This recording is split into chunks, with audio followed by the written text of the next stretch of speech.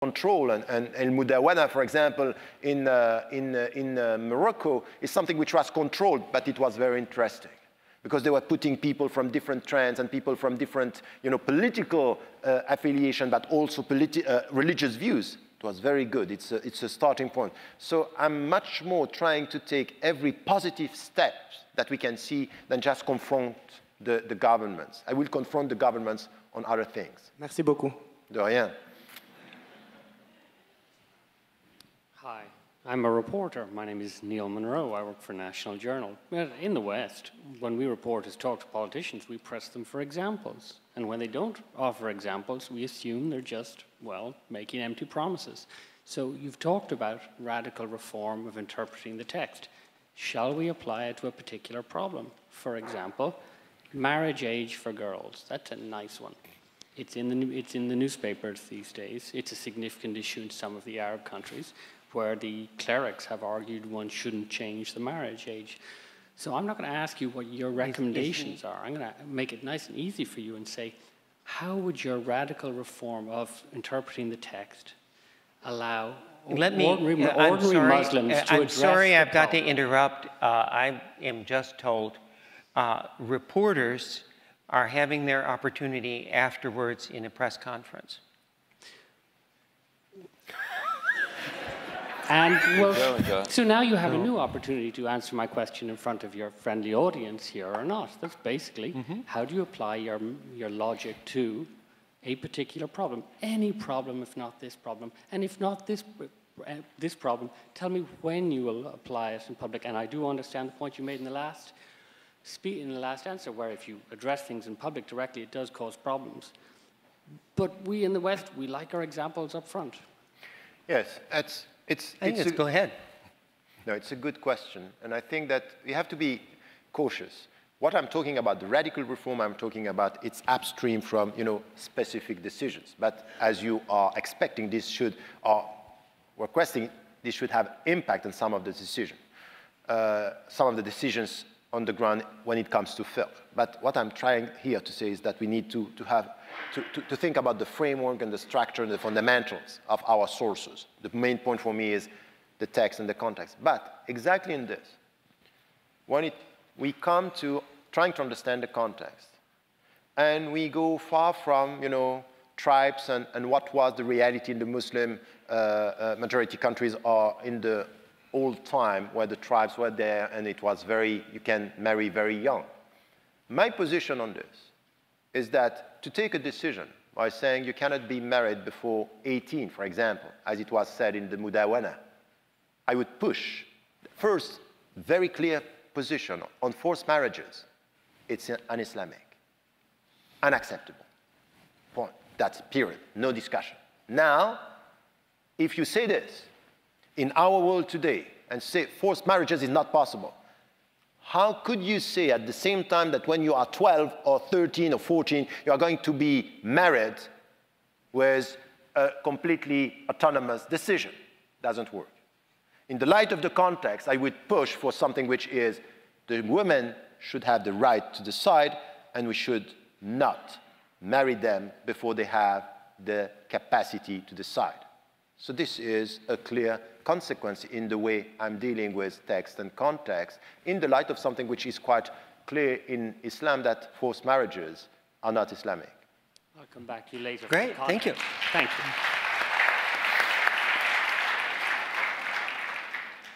Ahlan wa sahlan. My name is Joel Teitelbaum. I'm a retired, if you will, student of Islam, and my experience has been in both Islamic countries in the Maghreb, including Morocco, and Sharq, and in Africa.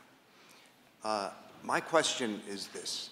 Given context, as you emphasize, and the will of the people, if we can call it that, the sentiments of the people in an Islamic country or in a non-Islamic country, how do you deal with what I have seen in my own experience, which is the destruction of missionary churches in Western Sudan, complete destruction as a part of war, but also as a part of religious attitudes, and if I may say so, le minuet versus le minaret. Huh?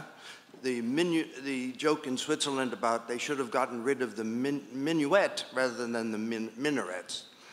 And you, being a Swiss citizen, perhaps you understand that better. Both sides are trying to destroy a physical structure in some ways of the other's practice of religion. If not actual destruction, prevent them from building it. How do you address this issue from your idea of context and text? I don't need the context here. I come to the principles, and the principles are clear. Anything that has to do with the churches or the symbols of another religion should be respected. No discussion. So I would say that in Muslim majority countries, whatever is the political situation, whatever some, because this is the discussion I have with Indonesian friends. They were telling me, this is political, they are using religion against us.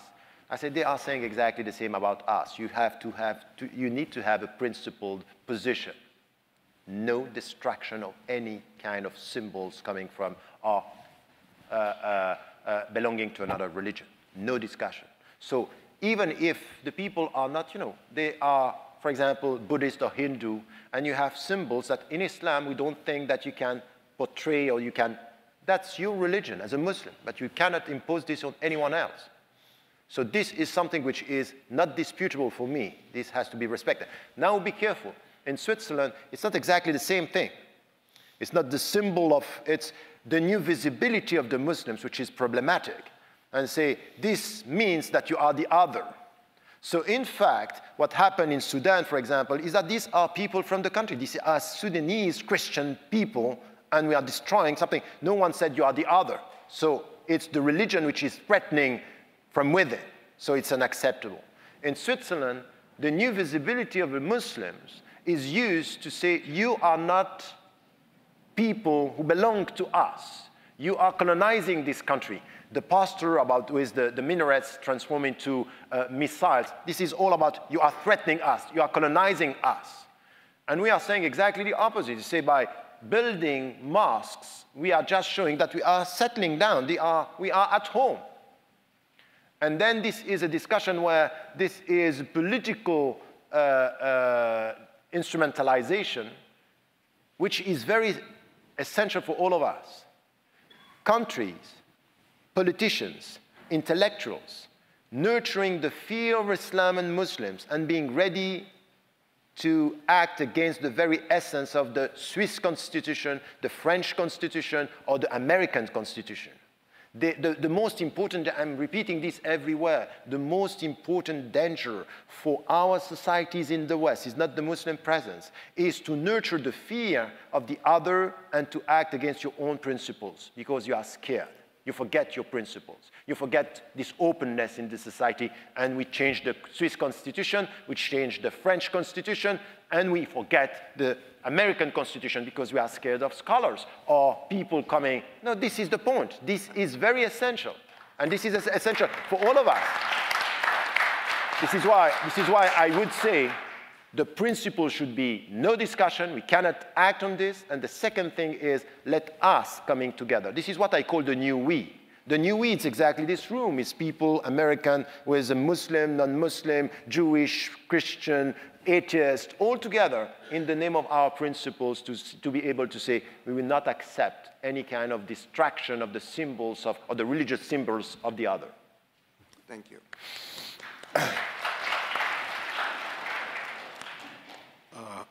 Hi, my name's Pierre, and I'm from Egypt. And I think a reformer like yourself, like I really respect what you're trying to do and stuff. But I think you have an obligation to kind of defend minorities in Muslim majority countries that are suffering on a day-to-day basis, that are not allowed to build churches, that are sometimes murdered, that whether they be Christians or Baha'is. And unfortunately, I don't hear anyone condemning these kinds of acts, just someone saying that this is not Islam. And I would just really like to know your position on that. Thank you. Look, I think that